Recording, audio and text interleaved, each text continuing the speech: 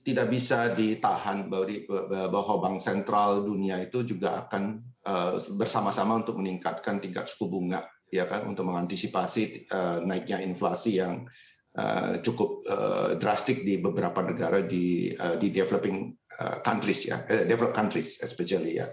Nah, kalau di kita sampai saat ini saya melihat bahwa perekonomian kita cukup sustain untuk menahan ini. Tapi ada skenario yang kalau misalnya inflasi tetap tidak bisa ditahan atau dikendalikan dengan peningkatan suku bunga, maka ini akan terus berlanjut dan itu juga akan menyebabkan kita harus sangat berhati-hati dalam hal ini. Gitu.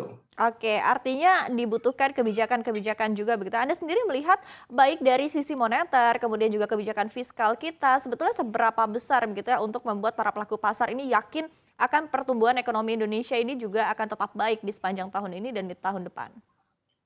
Nah, ini menarik. Kalau kita lihat dari laporan ADB, ADB aja cukup confident bahwa perekonomian kita itu masih bisa tumbuh di tahun depan, terutama di tahun 2023. Itu ya slightly lower than this year, tapi kita masih bisa memanage momentum bahwa dampak daripada inflasi ini membawa apa ya, semacam windfall profit juga bagi beberapa sektor, terutama komoditi, ya, gitu. Oke, baik. Nah, tadi Anda sempat sebutkan begitu ya bahwa keyword-nya juga mungkin dari inflasi, seberapa besar inflasi di tanah air. Nah, tapi di tengah kenaikan harga BBM sendiri sebetulnya dari para pelaku pasar melihatnya seperti apa dari sisi hal ini juga akhirnya bisa membuat pertumbuhan ekonomi Indonesia apakah cukup baik atau tidak di sepanjang tahun ini? Kita melihat memang inflasi ya diperkirakan tahun depan kurang lebih sekitar 4,9%, dengan pertumbuhan mungkin 5%. Dan selama pemerintah bisa mempertahankan momentum itu, saya rasa kita bisa bertahan dengan deraan daripada stagflation yang ada di negara-negara maju, ya, gitu. Oke, baik. Jadi kembali lagi ya, kembali kepada kemampuan kita untuk bisa bertahan. Oke, Fasten your seatbelt, jadi ya. kan begitu. Dan sejauh ini pelaku pasar tampaknya juga masih cukup optimis begitu ya, terkait dengan tadi kebijakan-kebijakan yang dilakukan oleh pemerintah dan juga bank sentral kita. Nah, tapi kalau kita lihat kondisinya saat ini dalam beberapa hari indeks harga saham gabungan juga tampak melemah khususnya di akhir pekan dan di awal pekan ini apalagi juga mengingat isu terkait dengan resesi di tahun depan yang diramalkan oleh Bank Dunia ini tampaknya betul-betul direspon oleh para pelaku pasar begitu ya.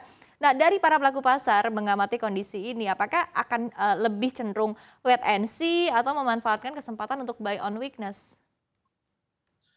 Nah, kalau saya lihat pasar pasti tentu akan bereaksi terhadap laporan tersebut dengan mulai melakukan cash out, ya. Jadi ya karena juga pasti ada capital outflow dalam hal ini, tentu untuk mengantisipasi itu ya segera keluar dari pasar. Tetapi juga bisa melakukan shifting. Nah, kalau memang sudah investnya di energi, tentu harga energi komoditi terutama yang di bidang energi, ya, itu pasti akan saya rasa akan tetap stabil di harga yang cukup memberikan profit bagi perusahaan-perusahaan yang di bidang energi.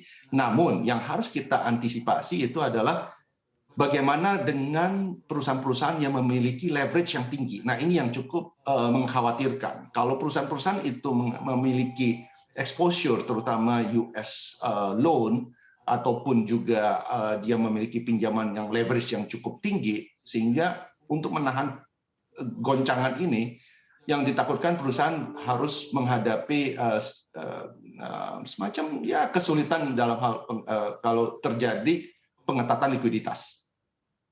Oke, baik. Sehingga kalau di satu sisi begitu ya tadi terkait dengan hal ini juga dari para pelaku pasar seberapa khawatir sih akan potensi capital outflow? Oh ya pasti, namanya investor asing. Tapi yang baik daripada pasar kita bahwa saat ini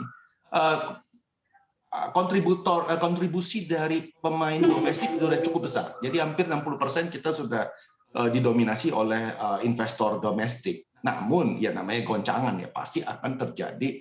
Nah itu kalau memang bisa dilakukan semacam untuk antisipasi terlebih dahulu dan menunggu pada saat capital outflow ini sudah ya sedikit mereda dan kemudian masuk kembali ke pasar dengan memilih saham-saham yang cukup defensif terhadap goncangan-goncangan ekonomi itu gitu.